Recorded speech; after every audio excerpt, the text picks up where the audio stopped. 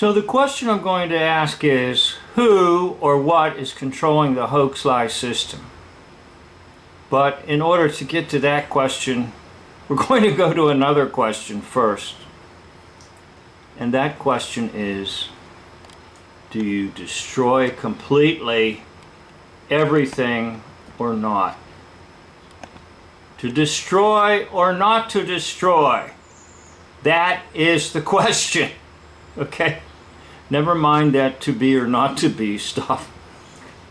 Alright, so where are we at? We are going to be in Deuteronomy chapter number 7 and verse number 2. Joshua, Israelites, they are told that when the Lord your God delivers them before you and you defeat them, you shall utterly destroy them. Utterly. Okay? Utterly destroy them. You shall not make a covenant with them and show no favor, or as translated as mercy. So when God delivers them, and it's an act of God that brought them into the promised land, or the land of Canaan, and God delivers them, the people of the land, when the Lord, Yahweh, delivers them before you into your hands, and you defeat them, you are to make that defeat complete. How? Utterly destroy. Utterly destroy. You shall make no covenant with them. Okay?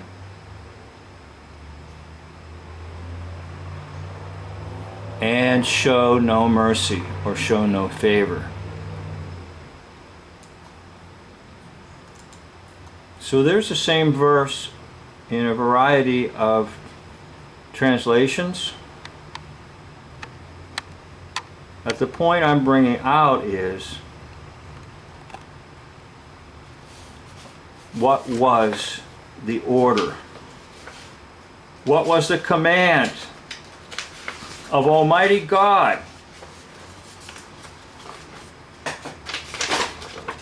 What was the command?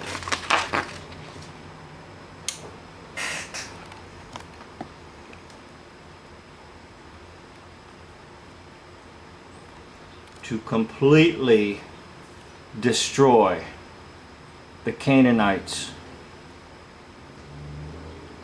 To completely rid the land of their altars to Baal, of their witchcraft practices, of their offering of children to false gods, to completely get rid of all of it, including the people.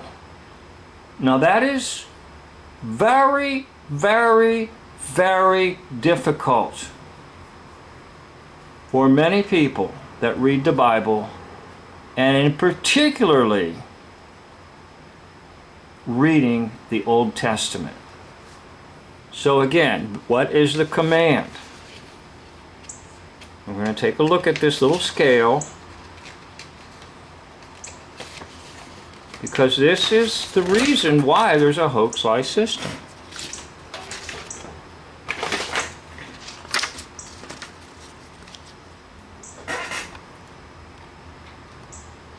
Okay, now, should the destruction be not done at all, no destruction, or some destruction? Your choice, Joshua.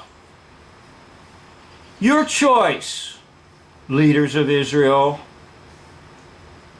Or should you follow the command of God and do utter, total, complete annihilation?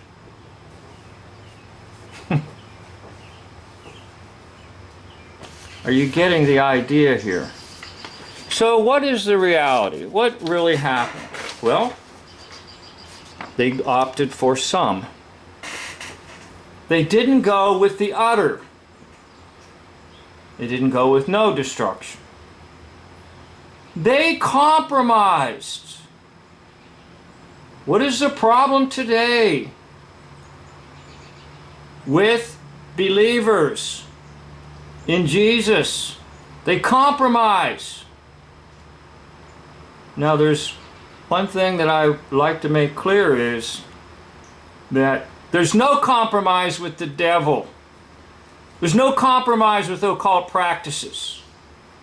There's no compromise with false deities. Now that's what a lot of people want to do. They want to compromise. And they want to blend. Now what happened to Israel? They blended. And that's the in thing today. For people to blend. To try to still keep their faith of holiness in Jesus Christ as the Son of God, but yet incorporate some of this other stuff. All right, now, so what was the end result in the land of Canaan? You had children of Baal, children of the devil, Baal, okay? Baal. We don't know the exact pronunciation and we don't know the vowels. And that's why, incidentally, there's a Baal earth. Because it's a pun on Baal. Anytime you see Baal or Baal, they even say that there's a pun on when people are taken into the Hoax-Lie false legal system and they are to post Baal. They are to give their offering to Baal, the devil, to get out of jail. All right. So you've got the children of Baal, or the children of the devil, blending with the children of Israel. And that's exactly the problem that Israel faced its entire existence in the land of Canaan. And constantly it fell from truth into apostasy and false faith with a false God, because they intermingled with the children of Baal. Now when Jesus confronted the Pharisees, Jesus spoke great words to them and said, "You are children of your father, the devil, the father of lies." In other words, we're either children of Baal, the devil, or children of the God of Israel who came to us in Jesus Christ, the children of God. And that is why we have a hoax-lie system, because the people would not listen to the great command of God and just utterly destroy the land of all this Baal worship and Baal practices and cursed objects, the entire thing. So I go back to the Bible that I write in a lot, and I made sure in Deuteronomy 7:2 that we talked about the utter destruction, utterly destroy, no covenants, no partnerships, don't intermarry. Now, I am just simply echoing to you the fine and outstanding works of Eustace Mullins. Now, I haven't access to all of his works, and this is really the only one I actually have in my possession. It's a treasure I found in a used bookstore. It might have been a Goodwill store, a thrift store. Notice how he words the title, A Demonology of History. Not a history of demonology. What he's saying is all of history is tainted by demons. Now, why is that true? Because we never listened to God in the Old Testament and rid the earth of the worshipers of Baal, the worshipers of the devil. So these worshipers of the devil existed side by side in the Promised Land with the Israelites. And because they existed side by side, and because they were never destroyed, they were constantly at work, seizing all the wealth of this world, all the power of this world. And the descendants of this curse of Canaan are people who join the Masons.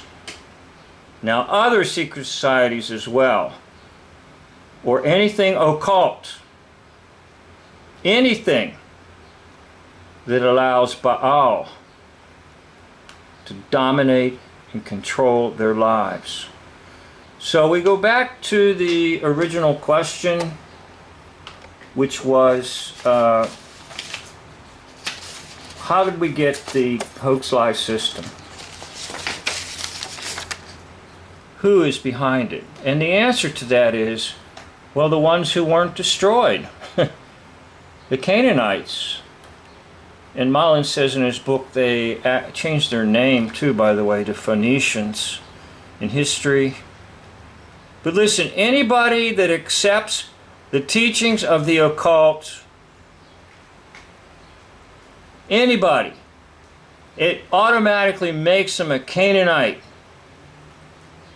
In other words, you don't have to be a biological descendant of these individuals, because you become a child of the Canaanites by honoring their master, Baal, or we know him as Satan, we know him as Diabolos, devil, we know him as destroyer.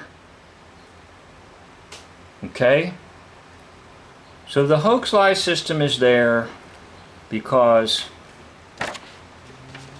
there has been a curse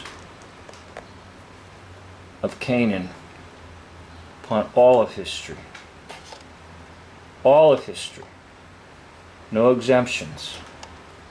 And that's why he refers to it as a demonology of history. Now, in my other channels, I did do some work on this book, and I did some lecture notes on it, and I don't have them on this channel. Some of my channels are still up, but someday I hope to take this book and put it in PowerPoint and make it real easy, and you don't have to endure my scribbly notes. But I'd like to thank you for watching this, and remember that Christ did destroy the works of the devil by his death on the cross, and that these powers the Canaanites used have been defeated by the work of Jesus on the cross. It comes to us in Colossians, whereby Paul tells us that these forces were defeated at the cross of Jesus. Colossians 2:13. I'd like to thank you for watching this video. End of video.